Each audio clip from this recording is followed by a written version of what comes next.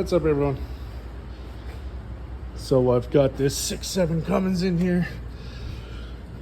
Buddy's trying to make it home, and his heater core started leaking. So he's asked us to bypass that for him, just so he can make it home, which is quite far. As you can see, he's got a EGR delete in here already. So there you can see the heater core hose that goes into this fitting over here,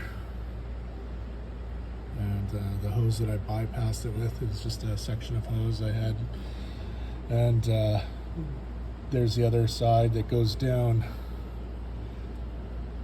there. You can see that clamp on there to the left or the bottom, and so yeah, you just loop a hose in here if you're in trouble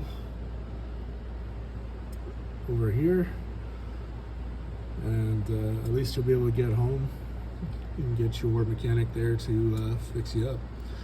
Now this one I just tied out of the way, so obviously we don't have it dangling onto the manifold or anything like that.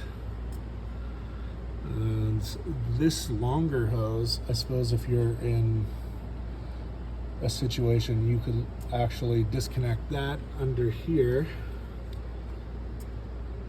It's got that shiny heat wrap on it.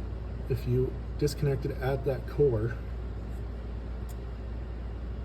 then you could probably loop it over to here and have it go into this fitting.